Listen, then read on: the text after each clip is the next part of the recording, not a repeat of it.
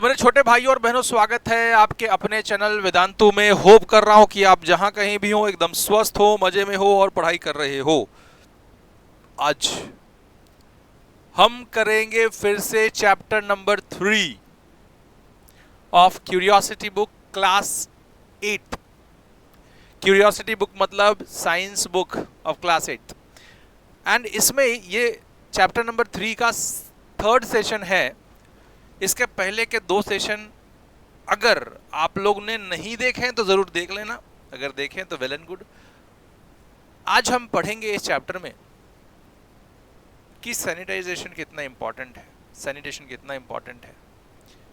And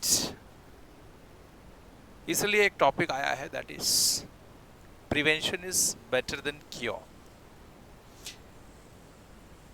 so proper sanitation facility जो है बहुत इंपॉर्टेंट मायने रखती है, बहुत इंपॉर्टेंट चीज है। तो चलिए स्टार्ट करते हैं हम आज का session with chapter number 3, health the ultimate treasure. अब ये जो चैप्टर में जानेंगे हम लोग, पहला जो टॉपिक है हमारे पास, that is prevention is better than cure. So अब ये इसका मतलब क्या है, prevention is better than cure? इसका मतलब अपने आप को, आवरसेल्फ, अपने आप को उन चीजों से प्रिवेंट करना, उन चीजों से प्रोटेक्ट करना जो आपको डिजीजेस दे सकती हैं, like communicable disease and non communicable disease. तो रोकथाम, बचाव बहुत इंपॉर्टेंट चीज है। सो वही हम देखेंगे कि कैसे ये सब किया जा सकता है। सो सिंपल जो प्रोसीजर है, जो स्टेप्स हैं, वो बहुत इंपॉर्टेंट, बहुत बड़े रोल प्ले कर सकती है इन डिसीजों के रोकथाम के लिए, बचाव के लिए। सो अगर हम देखें तो important to protect ourselves from both communicable and non communicable disease. अपने आप को बचाना from both communicable and non communicable disease, दोनों से बहुत इंपॉर्टेंट चीज है। Simple steps like good sanitation, इसका मतलब अपने गटर सिस्टम हो गए या साफ सुथरा इन्वायरमेंट रखने के लिए जो भी सिस्टम चाहिए वो सही सिस्टम रखना। मतलब देखो, गार्बेज हो गया तो आपकी गाड़ी आ रही है कि नहीं आ रही है वो देखना है। गार्बेज अगर पड़ रही है तो उधर कीड़े आएंगे, इंसेक्ट्स आएंगे, एंड जो कम्युनिकेबल डिसीज है वो सब फैला सकते हैं, वो सब चीजें। So proper gutter system, proper अपना जो ड्रेनेज सिस्टम है, या प्रॉपर आप बोल सकते हो गार्बेज उठा के कचड़े वाली गाड़ी आई कचरा निकाल। गाना सुना है कि नहीं सुना? आजकल मोदी जी बहुत इसके ऊपर एम्फसाइज करते, क्यों करते हैं? इतना ज़्यादा अवेयरनेस फैलाया जा रहा है। क्यों फैलाया जा रहा है? कि जितना ज़्यादा आपका एनवायरनमेंट क्लीन रहेगा, अच्छे सैनिटाइजेशन फैसिलिटीज़ आपके पास रहेंगे, तो आपके अगल बगल सब क्लीन रहेंगे, तो जो गंदे गंदे पाइथोजेंस जो हमको डिसीज फैलाते हैं वो कम होंगे, तो हमारा बचाव हो सकता है। तो simple steps like good sanitation reduces spread of communicable disease। ठीक है। Community campaign will help to improve public health significantly. जो कैंपेनिंग है कि भैया कचरा इधर मत रखो, तो proper advertisements to clean our environment, या कैंपेनिंग बोलो तो कम्युनिटी कैंपेनिंग जो चलती है, अवेयरनेस फैलाने के लिए पब्लिक में, कि आप देखो तो कैंपेनिंग चलती है अबाउट शुगर, मतलब आप डायबिटीज़ ले लो, या अलग अलग डिसीज़ के लिए कैंपेनिंग चलती है कि अपने आप को इससे कैसे बचाएं। तो वो भी हेल्थ को, पब्लिक हेल्थ को ठीक करने के लिए मदद कर सकती है। ठीक है। सो community campaign can help improve public health significantly. अलग अलग चीज़ें देखो, थ्रू आजकल तो मीडिया भी बहुत अवेयरनेस फैलाती है। फॉर एग्जाम्पल ओडिशा में जो सैनिटेशन कैंपेन चला उसके वजह से बहुत सारा इन्फेक्शन कम हुआ। ठीक है। So for example Odisha shows how sanitation campaign reduce infection. So अच्छे सैनिटेशन फैसिलिटीज दिए गए तो उधर इन्फेक्शन कम हुआ। This is an example, one of the examples जो गुड सैनिटेशन की वजह से हुआ अपने स्टेट में, दैट इज ओडिशा स्टेट में कैंपेन चला अबाउट सैनिटेशन। तो अच्छे सैनिटेशन फैसिलिटीज उधर के पब्लिक को दी गई और उसकी वजह से इन्फेक्शंस जो है, इन्फेक्शन रेट उधर कम रहा। नेचुरल एबिलिटी टू, क्योंकि देखो चीज़ें ऐसी है ना, बहुत सारे डिसीजेज जो है ना आपके मल मूत्र से भी पहुंचती है एक दूसरे के लिए। तो गटर सिस्टम होना सही, ड्रेनेज सिस्टम होना सही ज़रूरी है। आपका जो पानी है वो शुद्ध आना घर में बहुत ज़रूरी है। आप जो खाना खाते हो वो खाना खाना उसके ऊपर फ्लाइज ना बैठे, मॉस्किटो ना बैठे, उसके लिए एनवायरनमेंट क्लीन रखना बहुत ज़रूरी है।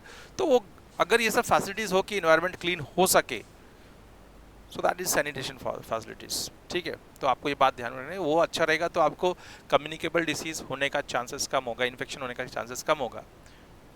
अब बॉडी नेचुरल डिफेंस, देखो कोई भी चीज़ें हैं भैया, आपके ऊपर कोई आपदा आती है तो आप फाइट करते हो कि नहीं, एक्सटर्नली भी फाइट करते हो। वैसे ही अपने बॉडी के अंदर भी ऐसे एंटीबॉडीज हैं जो उसके अंदर अगर उसको डैमेज पहुंचाने आया है तो वो पाइथोजन से लड़ेगा। तो अपने अंदर एक आर्मी है जो ये बैड पाइथोजन के आर्मी से फाइट करती है, तो वो आर्मी को ट्रेन करना जरूरी है। ठीक है, so that antibody which fight the pathogens of disease,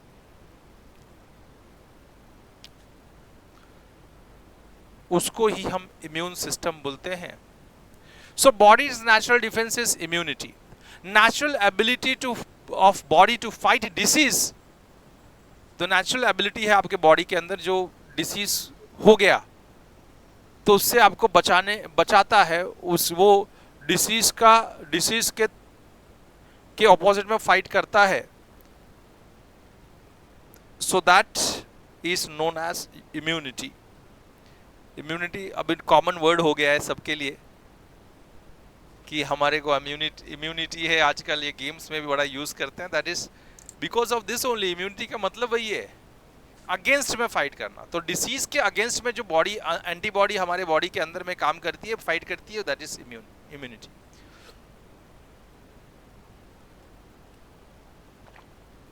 मतलब वो अपने बॉडी को इम्यूनिटी देती है, that is immunity. Body has special system called immune system. So what is a immunity? Natural ability of the body to fight against the disease is called immunity. तो जो ability है अपने body की, जो disease को counter करती है, कोई भी डिसीज से फाइट करने की जो नेचुरल एबिलिटी है, that is known as immunity. And जो सिस्टम उसके ऊपर वर्क करता है, body has special system called immune system. Body के अंदर कुछ फोर्सेस हैं, कुछ एंटीबॉडीज हैं जो वो जो पाइथोजेंस को भगाते हैं। बोलो भैया तू इधर गंद नहीं फैलाएगा, वो फाइट करता है against that bad germs, bad pathogens.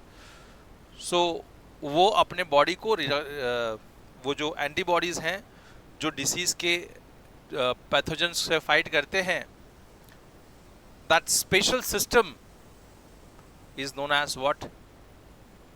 Immune system. तो उसको प्रॉपर फंक्शन, उसका प्रॉपर सही रहना बहुत इंपॉर्टेंट है।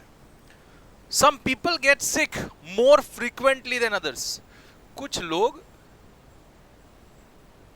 बहुत जल्दी जल्दी बीमार पड़ते हैं रादर देन कि दूसरे लोग।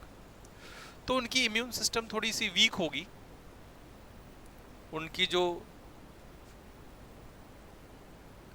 प्रतिरोधी क्षमता होगी, जो डिसीज से फाइट करने वाली, वो कम होगी। उनकी इम्यून सिस्टम जो अंदर वर्क कर रहा है बॉडी के अंदर, जो डिसीज से फाइट करने वाला रहता है, जो कोई भी पैथोजन से, कोई भी डिसीज वाले पैथोजन से फाइट करने वाले जो सिस्टम है वो वीक होगा। दैट्स वाई वो बार बार बीमार पड़ता होगा। तो some people get more frequent sick than other. This depends upon the strength of their immune system, कि इम्यून सिस्टम का स्ट्रेंथ कितना अच्छा है। अगर अच्छा इम्यून सिस्टम है तो जल्दी बीमार नहीं पड़ेगा। इम्यून सिस्टम उसका अगर वीक है, देखो कोई भी दो कंट्री, हम इंडिया सपोज करो, हमारे ऊपर बाहरी आक्रमण हुआ, चाइना ने आक्रमण किया, तो हमारी फोर्सेस अगर वीक पड़ी तो अंदर घुस जाएगा, हमारे ऊपर हमला करेगा। अगर हमारी फोर्सेस बहुत स्ट्रांग बना ली हमने, तो वो अंदर घुस नहीं पाएगा, हम उसको नेस्तो नाबूद कर देंगे। तो हमारा इम्यून सिस्टम, हमारा फोर्सेस अच्छा रहेगा तो we will fight effectively, and वो वीक पड़ा तो डैमेज हो सकता है। सो वही है, immune system helps fight against disease naturally. So immune system अच्छी है तो बहुत सारे डिसीजेस जो है आएंगी जाएंगी, कुछ फर्क नहीं पड़ेगा अपने को। तो अच्छा इम्यून सिस्टम डेवलप करना बहुत इंपॉर्टेंट चीज है अपने लाइफ में। ठीक है, बात समझ में आ रही होगी। So immune system helps to fight against the disease naturally. अब इसलिए वैक्सीन क्यों बनाया गया? वैक्सीन आपका इम्यून सिस्टम अच्छा करता है। आपके जो देखो, जैसे हमारे फोर्सेस हैं, टाइम टू टाइम क्या करते हैं? ट्रेनिंग लेते हैं लड़ाई की। वैसे ही अपने जो एंटीबॉडी है बॉडी के अंदर, वो भी ट्रेन होते हैं। तो ट्रेन कैसे होते हैं? वैक्सीन अपन डालते हैं, वो ट्रेन होते हैं एंटीबॉडी से लड़ने के लिए। मतलब जो जर्म्स है, गलत जो गंदे पैथोजेंस हैं, उनसे लड़ाई लड़ने के लिए जो अपने अंदर वाले सिस्टम है, जो फोर्स है, उनको लड़ने के लिए ट्रेनिंग कौन देता है? वैक्सीन देता है। So that is the job. अगर ट्रेनिंग अच्छी नहीं होगी तो हमारे फोर्सेस हार जाएंगे। तो ट्रेनिंग बहुत इंपॉर्टेंट चीज़ है। सो दैट इज वैक्सीन जो बनाता है, जो वैक्सीन जो डालते हैं हम लोग, वही करते हैं। अपने अंदर जो इम्यून सिस्टम है, जो फोर्सेस हैं, जो डिसीज से फाइट करते हैं, उनको हम और ज़्यादा ताकतवर बनाते हैं। बोलते हैं फाइट कर, उठ, लड़। ये डिसीज को भगा देना है अपने को, कोई हैम्पर नहीं करना चाहिए अपने बॉडी के लिए। ठीक है। So vaccines are acquired and acquired immunity.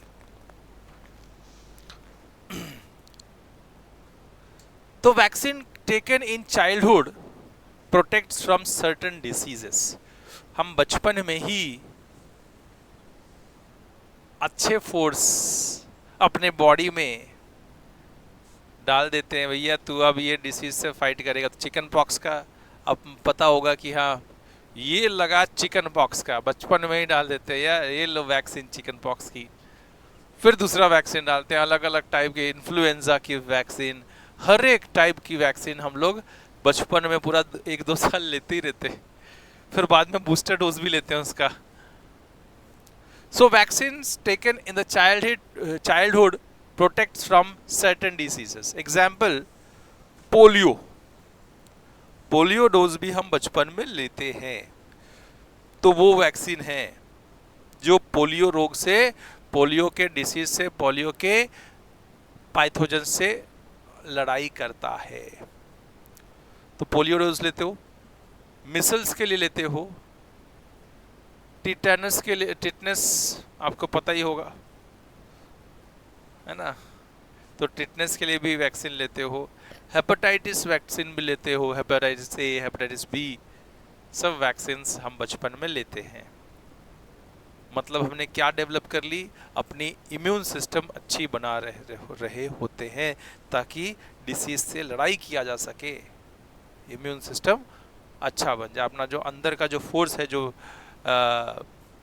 Diseases से फाइटिंग करता है उसको हम अच्छा बना रहे होते हैं, वेल ट्रेन कर रहे होते हैं। Vaccine helps body fight against disease by training immune system. तो वैक्सीन क्या करता है, इम्यून सिस्टम को, जो अपने अंदर जो फोर्सेस बने हुए हैं, जो गंदे गंदे डिसीज वाले पैथोजेंस को से लड़ाई करते हैं, उनको हम वेल ट्रेन करते हैं, उनको ट्रेनिंग देते हैं, वो इस इम्यून सिस्टम को, वो जो फोर्स है उसको हम ट्रेनिंग देते हैं कि इससे ना तेरे को लड़ाई ऐसे ऐसे करनी है, ठीक है। तो वो हेल्प करता है वैक्सीन। तो vaccine helps to fight disease by training immune system, teaches immune system to recognize and attack harmful germs।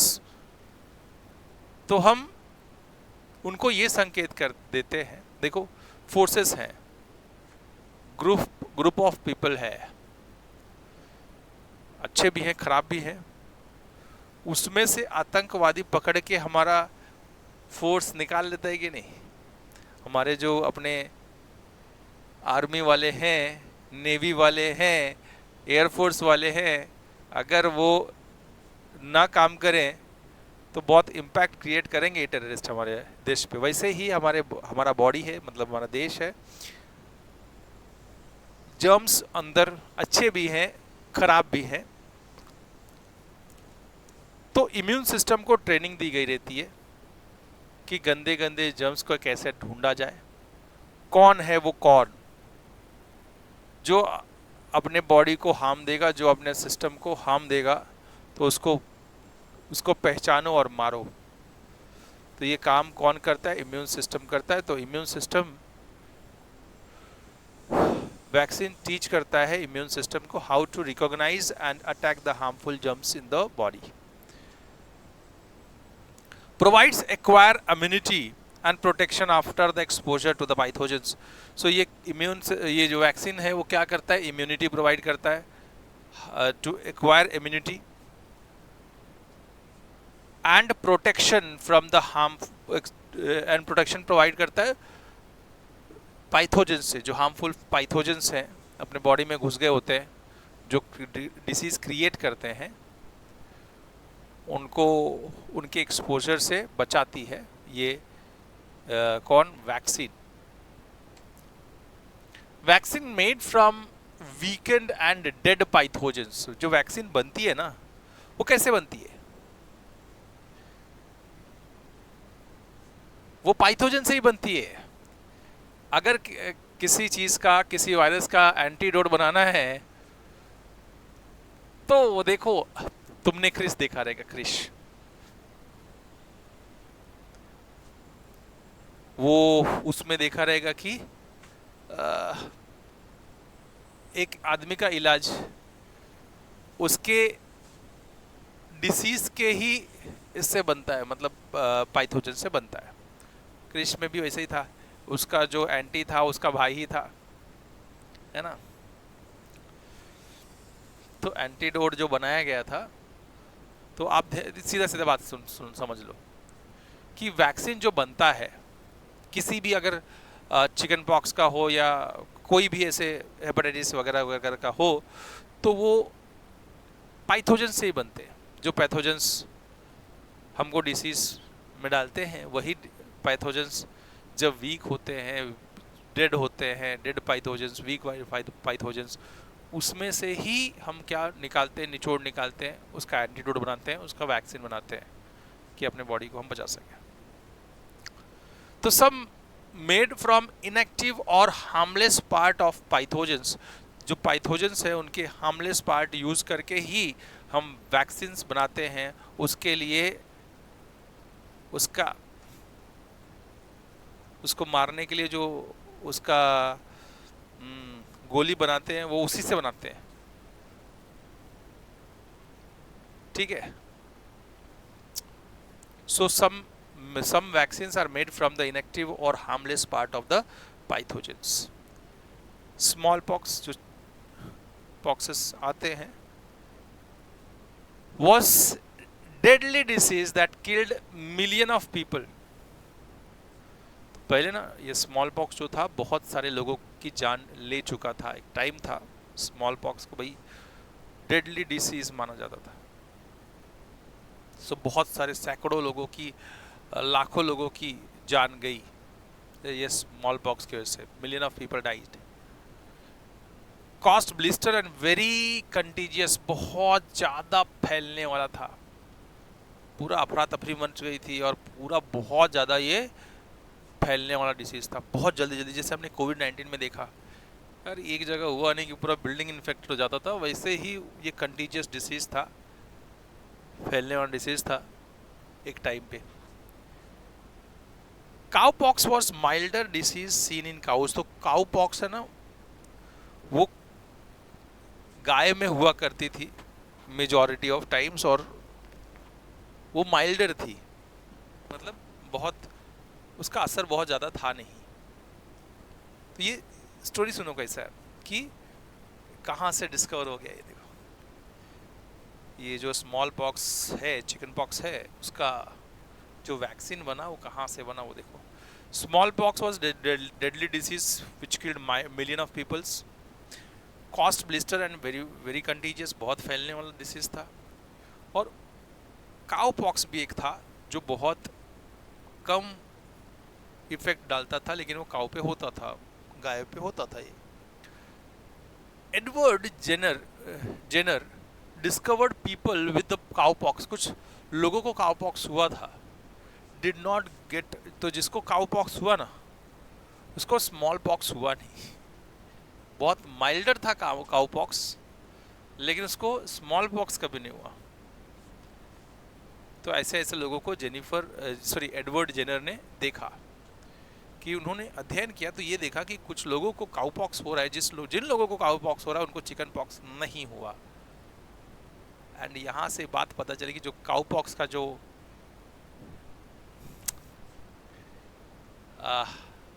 Pathogens है, उसी से स्मॉल पॉक्स की वैक्सीन बनी। तो हर एक बॉडी में काउ पॉक्स का ये जो पैथोजेंस है, जो काउ पॉक्स से पैथोजन से जो वैक्सीन बनाई गई वो हर एक बॉडी में डाल दी गई। तो जब वो बॉडी में गई तो उनको स्मॉल पॉक्स हुआ नहीं। तो यहाँ से इजाद हुआ ये स्मॉल पॉक्स के वैक्सीन का। So led to invention of the first vaccine in the late 1700s.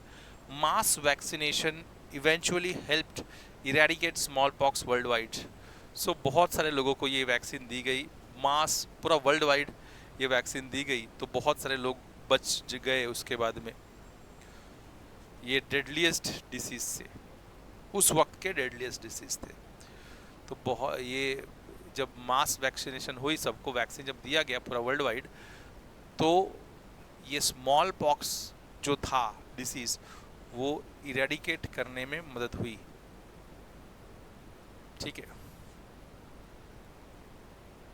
India traditional Indian method. India has traditional method called variolation before modern vaccines. So variolation में क्या होता है? कुछ जिसको वो होके गया हो, अगर सपोज करो स्मॉल पॉक्स होके चला गया, तो उसका कुछ पार्ट जो है ना, जो उसमें से निकालेंगे स्मॉल पॉक्स वाले में से और हेल्दी बॉडी में ट्रांसफ़र कर देंगे।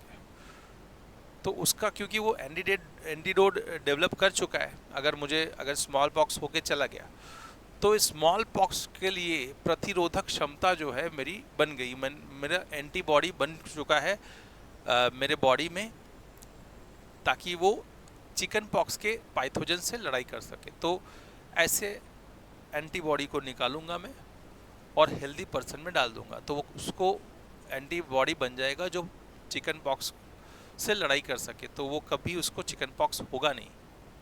सो ऐसे इंडियन मेथड्स चलते थे पहले. सो India is a traditional method called, India had a traditional method called variolation before Indian vaccines. तो इंडियन वैक्सीन्स के पहले, मॉडर्न वैक्सीन जो आए उसके पहले इंडिया में भी ये वैक्सीन वाला कल्चर था. इसको क्या बोलते थे? वेरियोलेशन.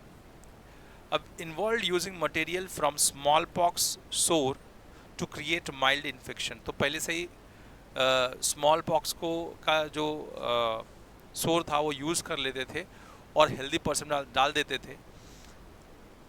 उसके अंदर क्या वो डेवलप हो जाती थी? एंटीबॉडी डेवलप हो जाती थी स्मॉल पॉक्स के लिए, और उसको कभी स्मॉल पॉक्स मतलब इन्फेक्ट कर दिया पहले से ही. जो अच्छे लोग हैं उनको भी इन्फेक्ट कर दिया, लेकिन माइल्ड सोर से इन्फेक्ट किया तो धीरे धीरे उनके बॉडी में पूरा ये बन जाएगा, आप बोल सकते हो कि पूरा का पूरा उसके बॉडी में एंटीडोट बन जाएगा स्मॉल पॉक्स से लड़ाई करने के लिए. एंड दैट्स देन कभी उसको स्मॉल पॉक्स होगा नहीं.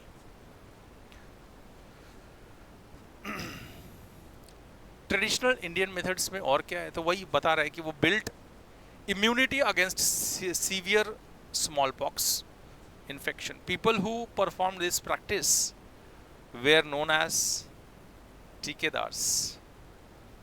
तो आप ये समझ लीजिए कि इंडिया में ये जो वैक्सीन वाला प्रोसेस था वो पहले से ही चलते आ रहा है. तो हम क्या करते थे? स्मॉल पॉक्स को रोकने के लिए जिसको स्मॉल पॉक्स होके चला गया उसका स्मॉल पॉक्स का सोर लिया और जो इन्फेक्टेड नहीं है उसको सारे लोगों को डाल दिया. अब उसमें धीरे धीरे क्या होगा? स्मॉल पॉक्स हो गया, उनको वो इन्फेक्ट हो गए तो धीरे धीरे उनको झेलने की क्षमता बढ़ जाएगी, उसके एंटीडोट बन जाएंगे अपने बॉडी में. क्योंकि उसको एंटीडोट बन गया है, उसको निकाल के इसमें डाल दिया तो सबको एंटीडोट बन जाएंगे और वो इम्यून सिस्टम को अच्छा कर देगा स्मॉल पॉक्स से लड़ाई करने के लिए. एंड वो धीरे धीरे उसको स्मॉल पॉक्स से कोई फर्क पड़ेगा नहीं. So build immunity against severe smallpox infection. People who perform this, जो करते थे उसको हम क्या बोलते थे? टीकेदार्स. Benefit of vaccination. क्या क्या बेनिफिट है वैक्सीनेशन का?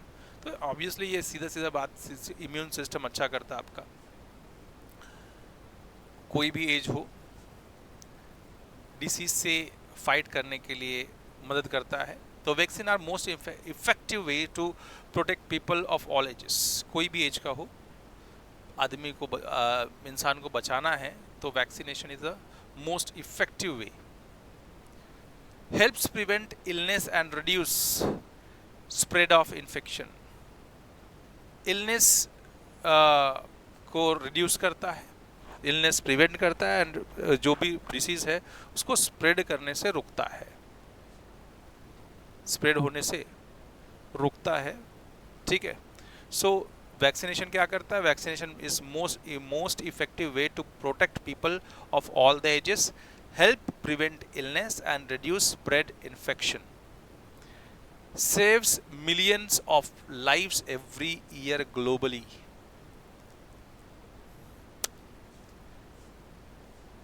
अब वैक्सीनेशन से क्या होता है?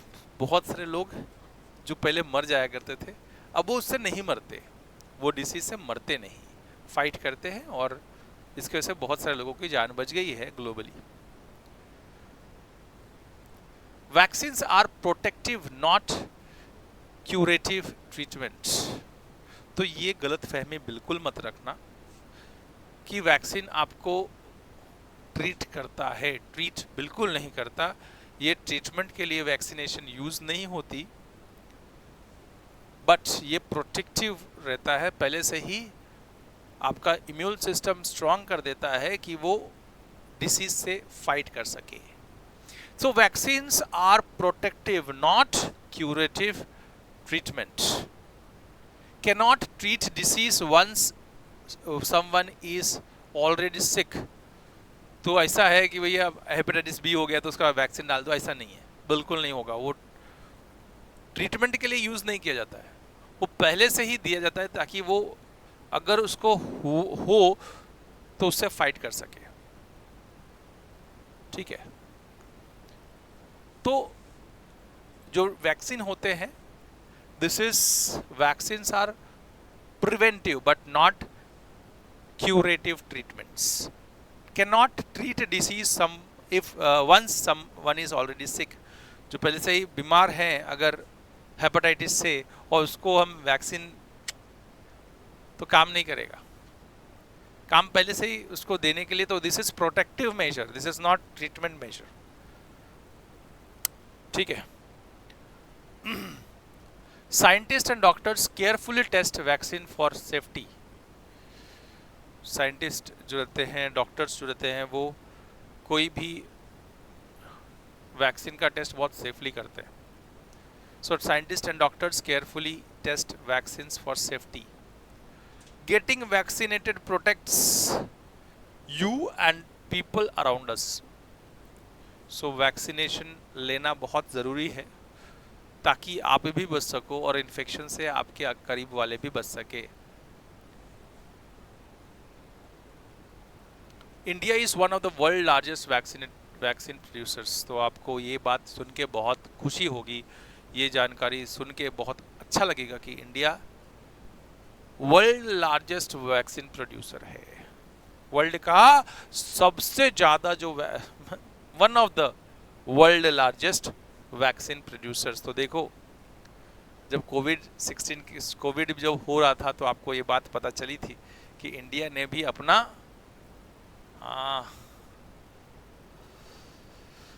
अपना कोविशील्ड बनाया था, कोविड का वैक्सीन बना लिया था। ठीक है। अब उसके ऊपर देखो, बहुत सारे देश जो है ना, वो ये तरक्की से जलते हैं कि हाउ इंडिया इतना पिछड़ा देश है, कैसे कर सकता है। तो बहुत सारे डिफेम करने की कोशिश हुई, लेकिन जो है, जो रियलिटी है वो है। We have great scientist, we have great जो मतलब बायोलॉजिस्ट बोलो, जो भी बोलो, साइंस में बहुत महारथी लोग हैं इंडिया में। And that's why India science में बहुत आगे है। एंड दैट्स वाई एक बात ऐसी है कि जो कुछ कुछ वैक्सीन बनाने की बात आती है तो इंडिया आगे रहता है रिसर्च एंड डेवलपमेंट में। तो लोगों का जान बचाने का भी काम हम बहुत बखूबी करते हैं। डिफेम तो बहुत सारे लोग कर सकते हैं, कोई प्रॉब्लम नहीं है, अपना काम करना जरूरी है। तो India is one of the largest vaccine producers, इसलिए हम पूरा वर्ल्ड वाइड बहुत सारे लोगों की जान बचा पाते हैं। Manufacturers vaccine on massive scale for many countries.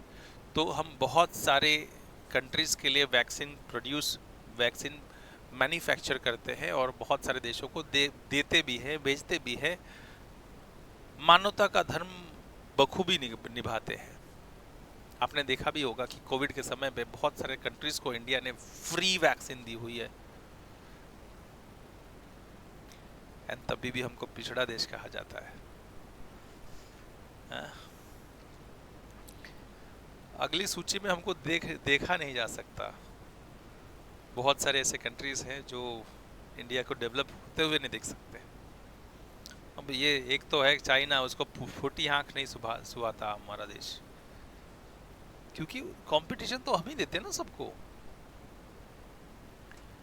India vaccines companies played important role during कोविड-19 पैंडेमिक। आपको पता होगा, जैसे कि मैंने बोला, Indian vaccine companies played important role in during कोविड-19 पैंडेमिक। जो कोविड-19 हुआ, जब वो पैंडेमिक के टाइम हमारे वैक्सीन कंपनीज ने बहुत इंपॉर्टेंट रोल प्ले किया इसको काबू में करने के लिए। Continues to support global health efforts with affordable vaccine. तो ग्लोबली सबको सपोर्ट किया है वैक्सीन के द्वारा और एक अफोर्डेबल वैक्सीन बनाई और सबको दी है। बहुत सारी जगह तो हमने फ्री भेजी, वैक्सीन एकदम फ्री है, लो लेके जाओ, वैक्सीन ले लो, बचो। लाइफ बहुत सारे, पूरे ग्लोबली हमने बहुत सारी लाइफ बचाई है वैक्सीन के द्वारा। कोविड-19 में भी हमने फ्री वैक्सीन दे दे के बहुत सारे लोगों की जान बचाई है। सो एक तो फ्री दिया, नहीं तो बहुत कम प्राइस में दिया है। सोचो रिसर्च एंड डेवलपमेंट कितनी अच्छी है हमारी। हमारे कंपनियां भी बहुत अच्छी हैं जो ये सब रिसर्च डेवलपमेंट के लिए पैसा लगाती है।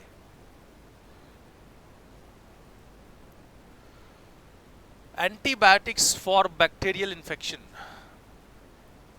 सो जो बैक्टीरियल इन्फेक्शन होते हैं उसके लिए एंटीबायोटिक्स भी प्रोड्यूस करते हैं। So let's see, if immune system fails we fall ill and need medical treatment. So कोई आपको बीमारी हो रही है, पकड़ रहा है, तो अपने एंटीबॉडी ने, अपने अंदर जो फोर्स है, इम्यून सिस्टम है, वो फेल हुआ है, तभी मेडिकल ट्रीटमेंट की जरूरत पड़ रही है। So if immune system fails we fall ill, तब वो जो पाइथोजेंस हमारे अंदर गए, जो जर्म्स हमारे अंदर गए, वो उससे फाइटिंग नहीं कर पा रहा है एंड तभी हम बीमार पड़ते हैं। So if immune system fails we fall ill and need medical treatment. Doctors may give medicines called antibiotics. So बहुत सारे डॉक्टर्स जो है ये एंटीबायोटिक्स आपको देते हैं। क्यों देते हैं? Antibiotics kill bacteria that cause disease. So antibiotic क्या करता है, जो आपको बॉडी में बैक्टीरिया घुस गया है, जो गंदा बैक्टीरिया घुस गया है जिससे आप बीमार पड़ रहे हो, उसको वो मार देता है। वो एंटीबायोटिक्स मार देता है। एंटीबायोटिक्स क्या करता है, जो बैक्टीरिया अंदर घुसे हैं आपके बॉडी के अंदर, जो आपको डिसीज फैला रहे हैं, उनको वो मारने का काम करता है। तो जब भी आपका इम्यून सिस्टम फेल होता है तो आप बीमार पड़ते हो, और बीमार पड़ते हो तो डॉक्टर के पास जाते हो। डॉक्टर के पास जाते हो, क्या देता है, टैबलेट देता है जो एंटीबायोटिक होता है। एंटीबायोटिक क्या करता है, बैक्टीरिया को मारने का काम करता है, जिससे आप बीमार हो रहे हो। Antibiotics for bacterial infection works only against bacterial infection, not viral infection. So antibiotics कब दिया जाता है, खाली बैक्टीरियल इन्फेक्शन के लिए, वायरल इन्फेक्शन के लिए एंटीबायोटिक्स नहीं देते हो।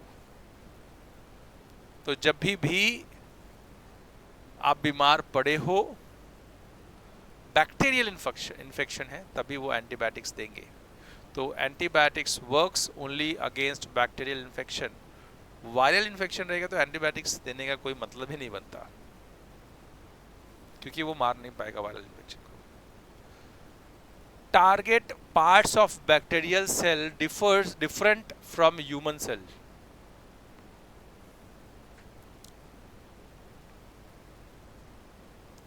सो जो ये एंटीबॉडी हम एंटीबायोटिक्स जो खाते हैं, वो बैक्टीरियल सेल को मारता है, बट ह्यूमन सेल को कुछ नहीं होने देता, वो कुछ नहीं कर सकता।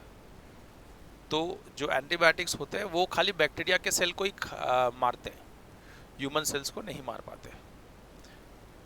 ये वायरस को भी नहीं मार पाता। Do not work against viruses and disease caused by protozoa. Protozoa से भी अगर कोई डिसीज हो रही तो उसके अगेंस्ट भी वो काम नहीं करेगा।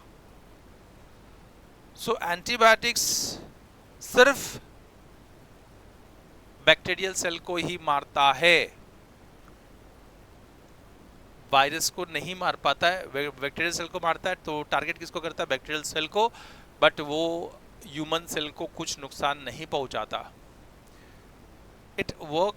ये उसका वो वायरस को भी कुछ नुकसान नहीं पहुंचा सकता है, वो प्रोटोजुआ को भी कोई नुकसान नहीं पहुंचा सकता है। तो वो आपको वायरल इन्फेक्शन हो गया या प्रोटोजुआ से कोई इन्फेक्शन हुआ है या डिसीज आया तो वो उसके लिए भी काम नहीं करने वाला। Penicillin discovered in 1928 by Alexander Fleming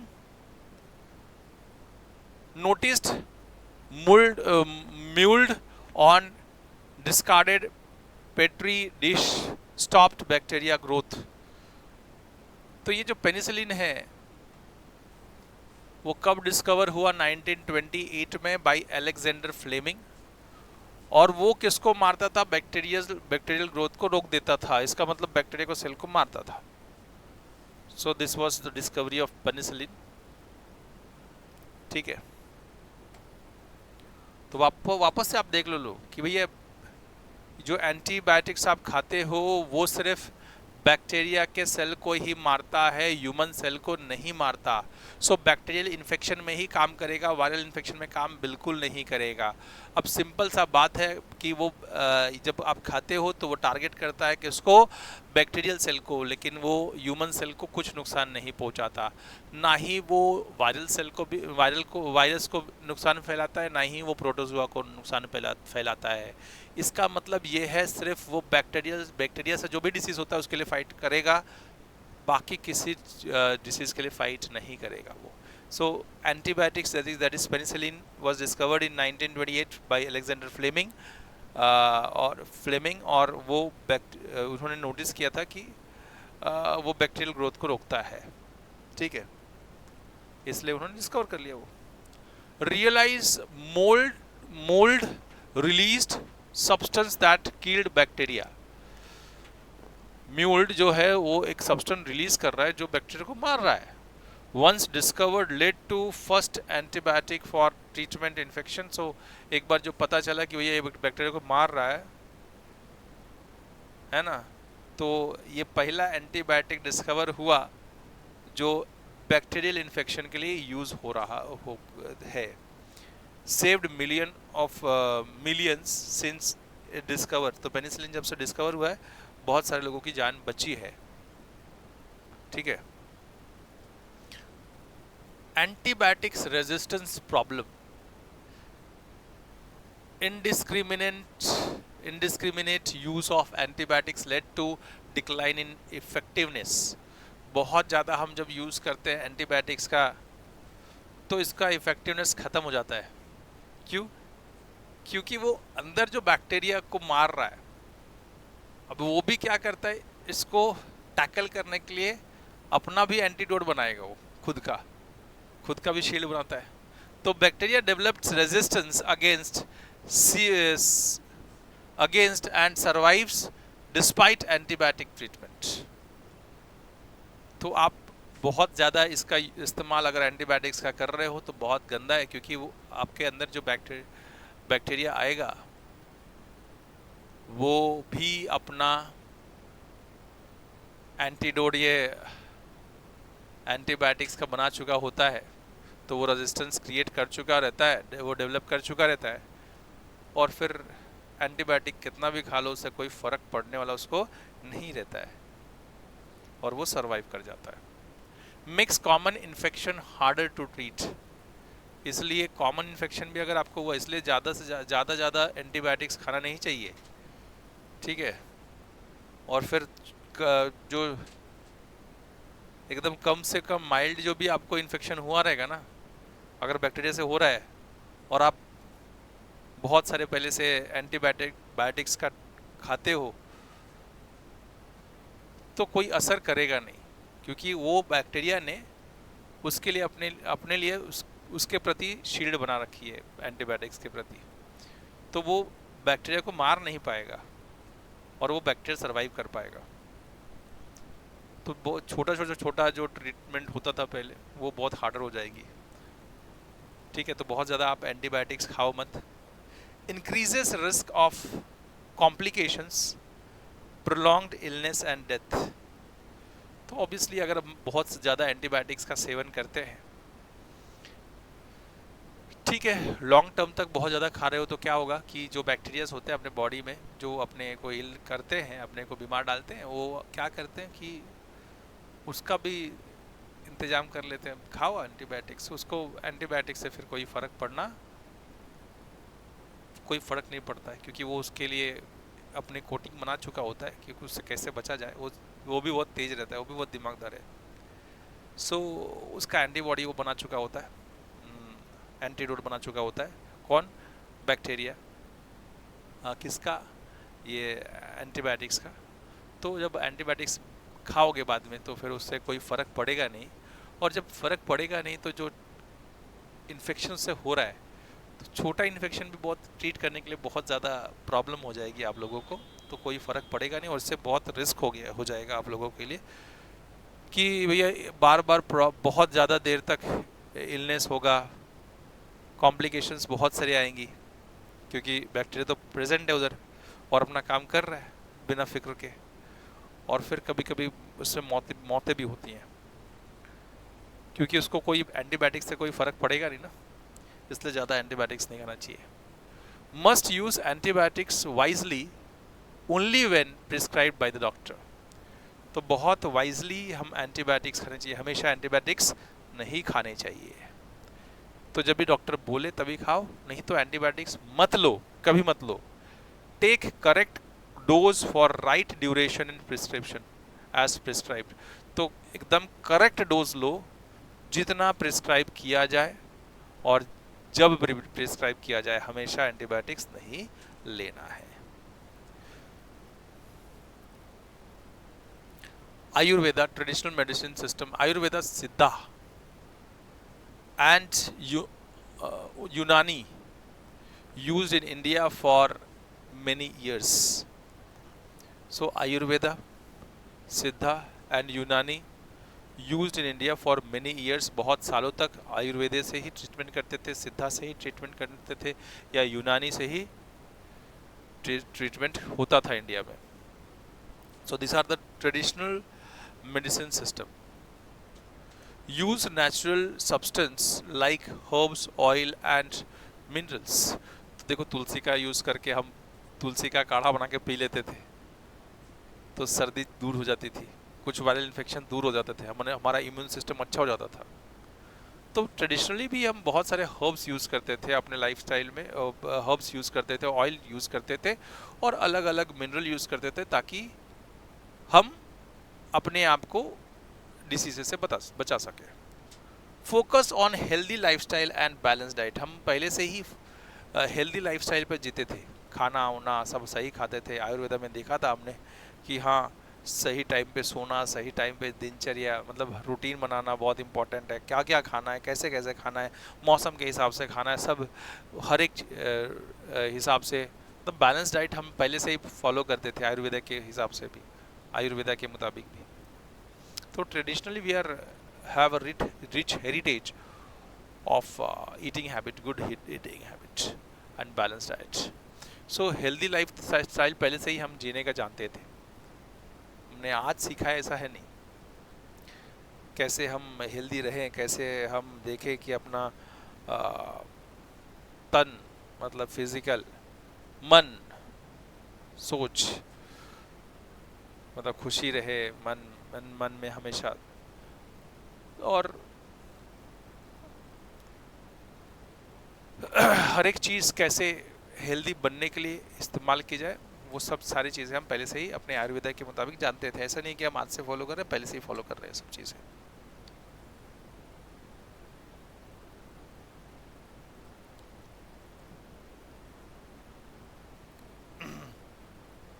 Help with some conditions and yes, everybody's well-being.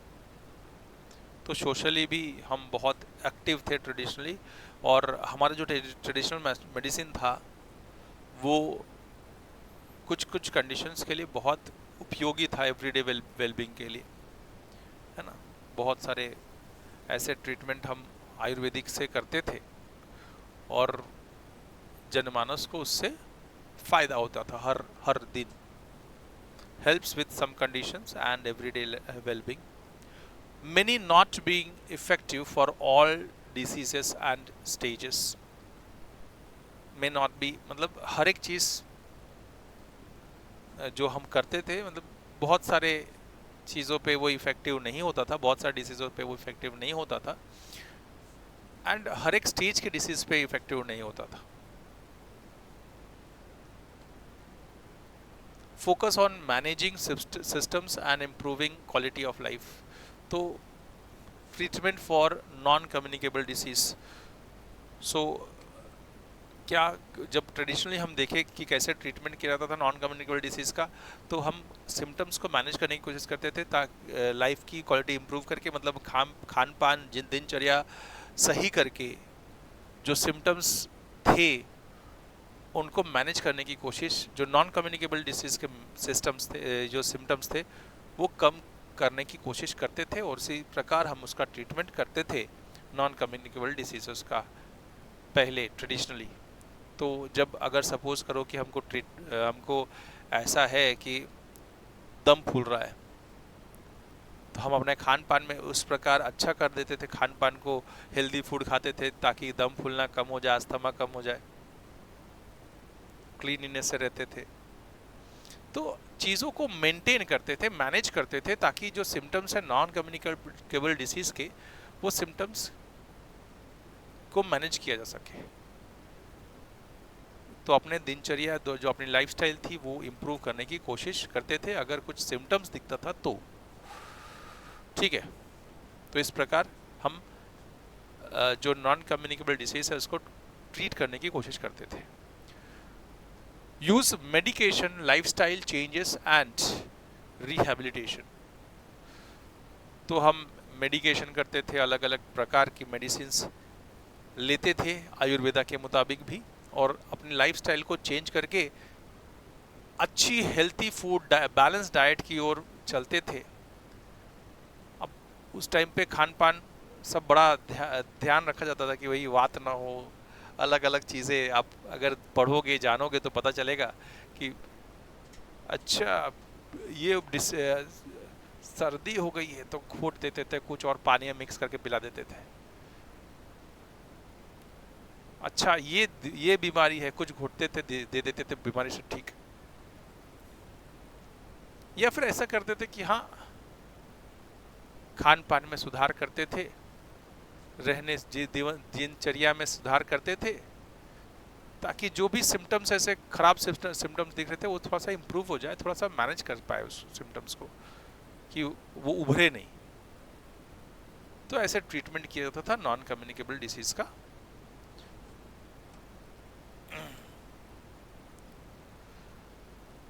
Early diagnosis and continuous care can be important. So कोई भी नॉन कम्युनिकेबल डिसीज, देखो तो पहले तो नॉन कम्युनिकेबल डिसीज है तो भैया सिम्टम्स और and quality of life improve करो। तो सिम्टम्स अगर दिखे तो अपनी लाइफ दिनचर्या को ठीक करो और अपने मेडिकेशन यूज़ करो। मेडिकेशन मतलब मेडिसिन्स लो, प्रॉपर लाइफस्टाइल चेंज करो, जीने का आदत चेंज करो, एंड अच्छा रिहैबिलिटेशन होना चाहिए। जो भी नॉन कम्युनिकेबल डिसीज़ अगर आपको होता है, जैसे क्या है, जैसे शुगर हो गया आपका, मतलब जैसे आपको अस्थमा हो गया, जैसे आपको अब कैंसर हो गया, तो बहुत बड़ा डिसीज़ का बात कर लिया हमने, लेकिन प्रॉपर स्टेज पे उसको डिटेक्ट करना, बराबर उसको डिटेक्ट करना बहुत इम्पोर्टेंट है। वो जल्दी पता ही नहीं चलता है। मेरी मम्मी को हुआ है, तो मैं आपको अगर कुछ गांठ बीठ हो तो पहले से दिखा लेना चाहिए। इनिशियल स्टेज पे अगर पता चल जाता है तो उसका भी इलाज होता है, टाइम लगेगा लेकिन इलाज होता है। फिर उसके बाद में अपने आप को, अपनी दिनचर्या, आपकी जो लाइफस्टाइल है वो चेंज करके आप जी सकते हो। देखो इसमें एक तो जब नॉन कम्युनिकेबल डिसीज होते हैं ना, तो आपका माइंडसेट भी चेंज हो जाता है। पता नहीं बच्चे जिनको ये नॉन कम्युनिकेबल डिसीज होता है वो थोड़ा ये दिमाग से भी थोड़ा सा डाउन हो जाते हैं, थोड़ा सैड रहते हैं कि हाँ ये हो गया वो हो गया। तो उनको रिहैबिलिटेट करना ही बहुत इम्पोर्टेंट होता है। प्रॉपर गाइडेंस चाहिए, प्रॉपर सब चीज़ें चाहिए। तो treatment for non communicable diseases focus on managing symptoms and improve quality lifestyle. Use medication, lifestyle change your lifestyle and rehabilitation का इम्पोर्टेंट होता है। तो बराबर मेडिसिन लेना, तो डॉक्टर के सलाह पे मेडिसिन लेना बहुत ज़रूरी होता है। लाइफस्टाइल जैसे डॉक्टर बताएगा कि आपको क्या क्या करना है, वो सब चेंज आपको करना पड़ेगा। ठीक है, और जैसे कैंसर हो गया, जैसे बताया मैंने कि बहुत जल्दी स्टेज पे डायग्नोस होना बहुत इंपॉर्टेंट है, नहीं तो स्टेज जब बढ़ जाती है तो फिर वो ट्रीटमेंट होना बहुत मुश्किल हो जाता है। तो early diagnose and continuous care are important, helps control disease progression and prevents complication. तो यहाँ तक था ये सफ़र, ये चैप्टर का सफ़र। होप करता हूँ कि ये चैप्टर में बहुत कुछ आप लोगों को सीखने के लिए मिला और बहुत कुछ जानने के लिए मिला।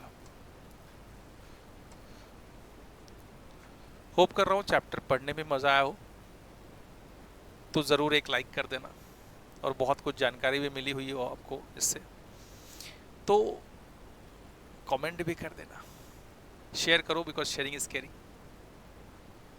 सब्सक्राइब करो अगर नहीं किया है तो, बेल आइकन दबा के जाओ ताकि फर्दर अपडेट्स आप लोग को ये ऐसे शानदार वीडियोस की मिलती रहे। मिलते हैं नेक्स्ट वीडियो में, तब तक के लिए गुड बाय, अलविदा।